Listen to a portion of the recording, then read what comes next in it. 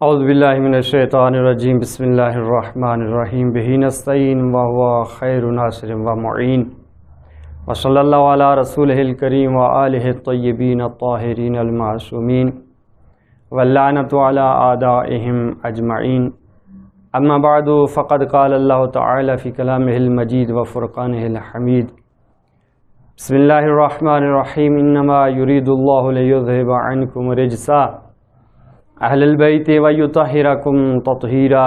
ناظرین اکرام، جیسا کہ آج کل سوشل میڈیا پہ آصف جلالی کی ویڈیو وائرل ہوئی ہے اور اس نے سیدہ کائنات رسول اعظم صلی اللہ علیہ وآلہ وسلم کی اکلوتی بیٹی حضرت فاطمہ زہرا سلام اللہ علیہا کی شان اقدس میں گستاخی کی ہے کہ نعوذ باللہ جب سیدہ کائنات دربار میں حق مانگ رہی تھیں تو خطا پر تھیں، اور جیسے ہی حدیث رسول سامنے آئی تو سر تسلیم خم کر لیا۔ تو میں عرض کر دینا چاہتا ہوں کہ شیعان حیدر کرار علیہ الصلاۃ والسلام کا یہ عقیدہ ہے کہ رسول اللہ صلی اللہ علیہ وآلہ وسلم 12 امام علیہم السلام اور اسی طرح سیدہ سلام اللہ علیہا معصوم ہیں، اور اس پہ دلیل یہی آیت تطہیر ہے۔ اور نہ صرف شیعان علی علیہ الصلاۃ والسلام، اگر اسی آیت کی شان نزول اور اس آیت کے ذیل میں دیکھیں تو علماء اہل سنت نے بھی رجس سے مراد اسم اور گناہ لیا ہے، یعنی جرم و خطا اور گناہ لیا ہے۔ جیسا کہ شوکانی نے فتح قدیر میں اپنی کتاب میں اس آیت کی تشریح اور تفسیر کرتے ہوئے یہ لکھا ہے، والمراد بالرجس الاسم والذنب المدرسان للآراض الحاصلان بسبب ترک ما امر اللہ بہ وفعل ما نہا عنہ، کہ رجس سے مراد اسم خطا اور گناہ ہیں کہ جو عزت کو، احترام کو ختم کر دیتے ہیں، عیبدار کر دیتے ہیں۔ کس چیز کی وجہ سے؟ اس وجہ سے کہ جو اللہ نے حکم دیا اس کی نافرمانی کی جائے، اور جس سے روکا اس کو اگر انجام دیا جائے۔ اور پھر فرمایا فَيَدْخُلُ تَحْتَ ذَلِكَ كُلُّ مَا لَيْسَ فِيهِ لِلَّهِ رِضَا، اور رجس میں ہر وہ چیز آ جاتی ہے جس میں اللہ کی رضا نہیں ہے۔ اور اسی طرح آلوسی نے روح المعانی میں ذکر کیا کہ والمعنی انما یرید سبحانہ لیذہب عنکم الرجس ویصونکم من المعاصی صونا بلیغا، اور اس نے کہا کہ اس آیت کا معنی یہ ہے کہ اللہ کا ارادہ یہ ہے کہ تم اہل بیت سے رجس کو دور کرے اور تمہیں معاصی سے، گناہ سے آشکارا محفوظ رکھے، بچائے۔ اسی طرح فخر الدین رازی نے اس کا معنی کیا ہے اے یزیل عنکم الذنوب، یعنی اللہ کا ارادہ یہ ہے کہ تم اہل بیت سے گناہ کو زائل کرے۔ اب اس آیت کے مطابق اور اہل سنت کی تفاسیر مفسرین کے مطابق رجس سے مراد گناہ اور معاصی خطا ہیں، اہل بیت سے مراد کون ہے؟ سوال یہ پیدا ہوتا ہے۔ اسی آیت کے ضمن میں جلال الدین سیوطی نے در منصور میں اور دوسری جو تفاسیر کی کتابیں ہیں اس میں احادیث کے ذریعے مصداق کو معین کیا ہے، اگرچہ اس میں اختلاف ہے۔ اہل سنت کہتے ہیں کہ ازواج بھی شامل ہیں، ازواج بھی شامل ہوں یا نہ ہوں ہمیں ان سے غرض نہیں ہے، فعلاً اس میں تو کسی کو شک نہیں ہے کہ نبی کی بیٹی اہل بیت رسول میں داخل ہے۔ اور جیسا کہ حضرت ام سلمہ جلال الدین سیوطی نے ذکر کیا، نقل کرتی ہیں کہ جب یہ آیت نازل ہوئی تو رسول اللہ صلی اللہ علیہ وآلہ وسلم میرے گھر میں تھے، آپ نے حضرت علی، حضرت فاطمہ، حسنین کریمین کو بلایا اور بلا کے چادر لی، چادر کے نیچے سب جمع ہوئے اور فرمایا اللہم ان ہؤلاء اہل بیتی، اے خدایا یہ میرے اہل بیت ہیں، ان سے رجس کو دور کر دے، ان کو پاک کر دے جیسے پاک کرنے کا حق ہے۔ تو یہیں پہ بی بی ام سلمہ آگے بڑھتی ہیں، کہتی ہیں یا رسول اللہ کیا میں بھی چادر کے نیچے آ سکتی ہوں؟ فرمایا تو اپنی جگہ پہ ہے، تو حق پہ ہے، تو خیر پہ ہے، لیکن اس چادر کے نیچے نہیں آ سکتی۔ یا اس کے علاوہ اور بھی روایات ہیں۔ بہرحال ہمیں اس تفسیر سے اس آیت اور اس کی ذیل میں جو احادیث آئی ہیں ان سے یہ ظاہر ہو گیا، پتہ چل گیا کہ سیدہ کائنات ان افراد میں ہیں کہ جس کے لیے خدا نے ذمہ داری دی ہے، خدا نے ارادہ کر رکھا ہے کہ رجس کو، گناہ کو، معاصی کو ان سے دور رکھے، اور یہی معنی عصمت ہے۔ معصوم وہی ہوتا ہے کہ جو خدا کی پناہ میں ہو، گناہ ان سے دور ہوں۔ اب آتے ہیں اس جلالی کی طرف جو کہتا ہے کہ بی بی نے خطا کی ہے۔ میں سوال کرتا ہوں کیا فدق کا حق مانگنا خطا تھی؟ فدق کیا ہے پہلے یہ دیکھیں۔ فدق وہ باغ ہے کہ جو جنگ خیبر کے بعد رسول اللہ صلی اللہ علیہ وآلہ وسلم نے حضرت سیدہ کو عطا فرمایا اور خدا کے حکم سے عطا فرمایا۔ سورہ اسراء کی آیت ہے 26ویں آیت، وَآتِ ذَا الْقُرْبَى حَقَّهُ، اے حبیب اپنے قریبیوں کو ان کا حق ادا کر دو، دے دو۔ جب یہ آیت نازل ہوئی تو سیوطی کے مطابق چند روایات لے کے آتا ہے، وہ یہیں پہ جلد نمبر 4 صفحہ 177 پہ، کہ حضرت نے اپنی بیٹی کو بلا کر یہ باغ فدق آپ کے حوالے کر دیا۔ اب میرا سوال یہ ہے کہ جلالی یہ کہہ رہا ہے کہ جب بی بی مانگ رہی تھی تو خطا پہ تھی۔ خطا سے مراد کیا ہے؟ اگر خطا سے یہ مراد ہے اس کی کہ خود جا کے فدق مانگنا خطا تھی، غلطی تھی، تو اسلام نے اس کی نفی نہیں کی۔ اپنا حق مانگنا کوئی غلط بات نہیں ہے۔ اور اگر اس کی مراد یہ ہو کہ نعوذ باللہ خلیفہ اول کے سامنے جرت کر کے مانگنا ہی گناہ ہے، اہل بیت تو گناہ نہیں کرتے۔ آیت تطہیر کہہ رہی ہے، آیت تطہیر کے ضمن میں مفسران اہل سنت کہہ رہے ہیں کہ اہل بیت گناہ سے دور ہیں۔ اور اگر خطا سے مراد جلالی کی یہ تھی، اور شاید نہیں بلکہ حتمی یہی تھی، کہ بی بی جب تک یہ حدیث رسول کہ جس کو رسول کی طرف نسبت دی جاتی ہے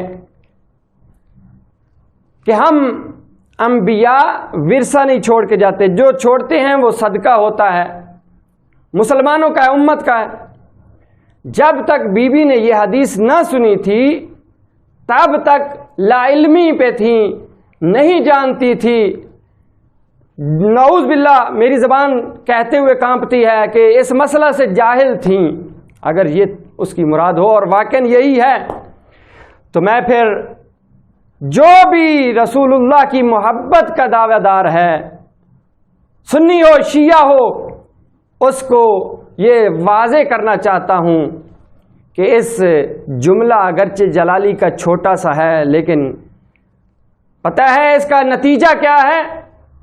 اس کا نتیجہ یہ ہے کہ نعوذ باللہ من ذالک حضرت زہرا سلام اللہ علیہا خیبر جو کہ 7 ہجری میں جنگ ہوئی، وہاں سے لے کے رحلت پیغمبر تک 4 سال تک نعوذ باللہ من ذالک سیدہ کائنات اور اسی طرح حسنین کریمین، اسی طرح مولا کائنات اس باغ سے جو بھی کھاتے رہے وہ نہ حق تھا نہ جائز تھا۔ کیوں؟ اس لیے کہ جو مال رسول اللہ کی رحلت کے بعد سیدہ کا نہیں ہو سکتا وہ پہلے بھی سیدہ کی نہیں تھا۔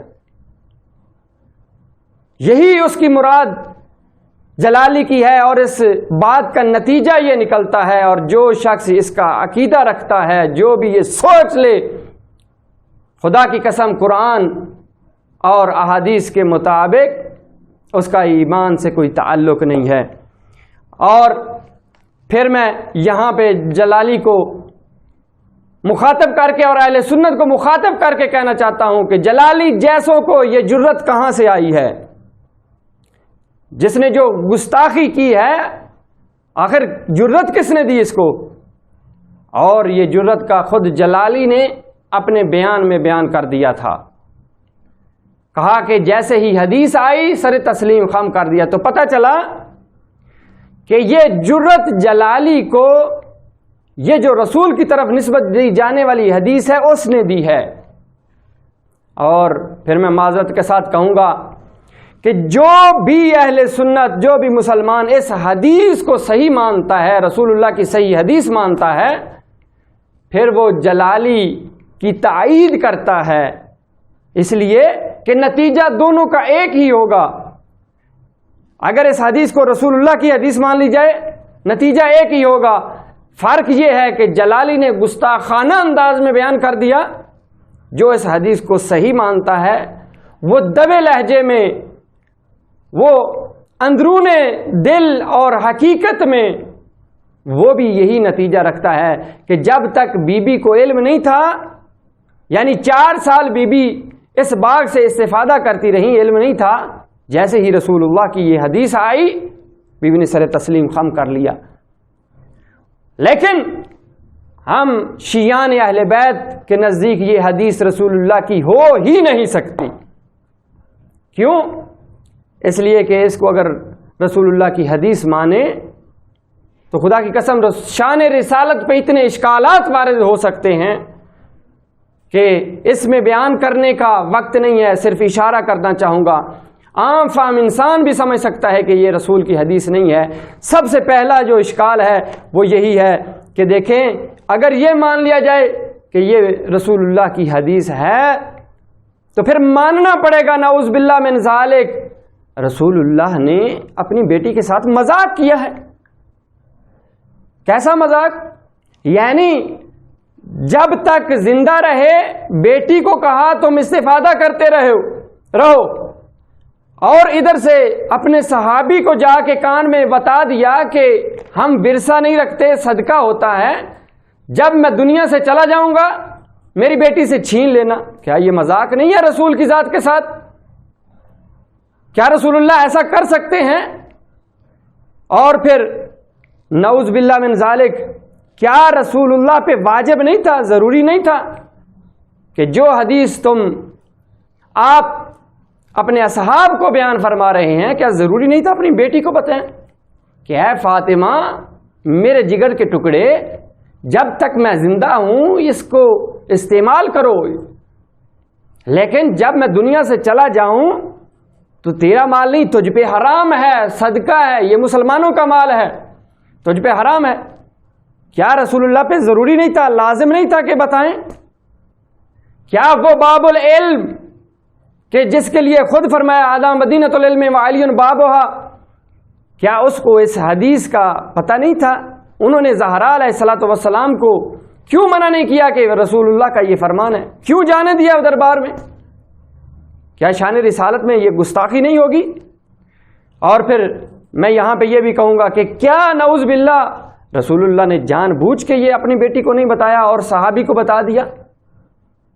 اگر جان بوجھ کے ہو تو یہ شان رسالت کے منافی ہے.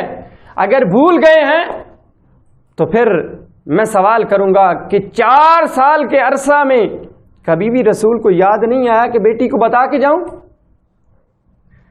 اور پھر رسول اللہ کو چلو یاد نہیں آیا مثال کے طور پہ بالفرض، کیا وہ صحابی جس کو بقول آپ کے کہتے ہیں کہ ہر وقت رسول کے ساتھ رہتے تھے، کیا اس کو بھی کبھی یاد نہیں آیا کہ رسول اللہ کو یاد کروا دیتے کہ یا رسول اللہ اپنی بیٹی کو بتا دینا یہ مال تمہارا نہیں ہے، تم پہ حرام ہے، یہ مال مسلمین کا ہے؟ کیا کبھی انہوں نے بھی نہیں یاد کروایا رسول اللہ کو؟ نعوذ باللہ. اور یہ بھی سوچنے کی بات ہے، دیکھنے کی بات ہے، قرآن رسول اللہ کی روایات ہمیں بار بار یہ ارشاد فرماتی ہیں کہ دیکھو وصیت کرو دنیا سے جانے سے پہلے، جو قرآن اور رسول اللہ ہمیں فرمائے کہ وصیت کرو، لیکن اپنی بیٹی کو اور خود وصیت نہ کرے. کیا یہ دوگانگی نہیں ہے؟ کیا نعوذ باللہ رسول اللہ ایسا کر سکتے ہیں؟ کبھی بھی نہیں، قطعاً بھی نہیں. یہ شان رسالت کے منافی ہے، اصلاً یہ حدیث ہی رسول اللہ کی نہیں ہے. اگر اس کو مانے تو کئی اشکالات آتے ہیں. میں یہیں سے آگے چلوں گا. دوسرا جملہ جو جلالی نے کہا کہ جیسے ہی اس حدیث کا پتہ چلا بی بی نے سر تسلیم خم کر دیا۔ ہاں اگر یہ مان لیا جائے کہ بی بی تسلیم ہو گئیں تو پھر غلطی بھی ظاہر ہے کہ پہلے غلط تھی، نعوذ باللہ خطا پہ تھیں، جیسے ہی علم ہوا سر تسلیم خم کر لیا، ممکن ہے اس بات کیا جائے۔ لیکن تاریخ اور صحیح بخاری اس بات کی گواہی دیتی ہے کہ بی بی تسلیم نہیں ہوئی۔ کیوں؟ تسلیم ہونے کا مطلب یہ تھا کہ جیسے ہی اس حدیث کا علم ہوا بی بی نے خوشی سے باغ دے دیا اور ساری زندگی خلیفہ سے خوش رہی۔ لیکن بخاری شریف نے اور دوسری روایات کی کتب میں دیکھو مل جائے گا، ایک جگہ پہ نہیں، بخاری نے 2 جگہ پہ ذکر کیا، فرض باب فرض الخمس میں ذکر کیا کہ فغضبت فاطمۃ فہاجرت فلم تزل مہاجرت حتی توفیت، کہ اس باغ فدق کے مسئلے کے بعد سیدہ خلیفہ کے ساتھ کلام کرنا ہی چھوڑ گئی تھی، اور یہ کلام نہ کرنا اور یہ ناراضگی، یہ غضب سیدہ کا یہاں تک رہا حتی توفیت، یعنی بی بی دنیا سے گئیں تب تک اس پہ راضی نہیں تھیں۔ میں نہیں کہہ رہا، بخاری شریف کہہ رہی ہے۔ پھر اسی طرح باب لا نورث ما ترکنا صدقہ، اس میں کہا فہجرت فاطمہ فلم تکلمہ حتی ماتت، سیدہ نے خلیفہ اول سے کلام کرنا چھوڑ دیا۔ یہ کلام کرنا نہ کرنا کب تک رہا؟ حتی ماتت، دنیا سے چلی گئیں لیکن ان کے ساتھ ناراض تھیں۔ تو بی بی کا ناراض دنیا سے جانا یہ بتا رہا ہے کہ بی بی نے سر تسلیم خم نہیں کیا تھا، راضی ہو کے نہیں دیا تھا، اور یہی بی بی کی حق پہ ہونے کی دلیل ہے، یہی بی بی کی سچائی کی دلیل ہے۔ اور میں پاکستان کی حکومت سے عرض کروں گا کہ ایسے شر پسند افراد کو سخت محاکمہ کیا جائے۔ ہم اگر ان باتوں پہ مجبور ہوئے ہیں، ایسے الفاظ یا ان موضوعات پہ بول رہے ہیں، تو ان شر پسند فتنہ گر افراد کی وجہ سے ہیں۔ وما علینا الا البلاغ المبین۔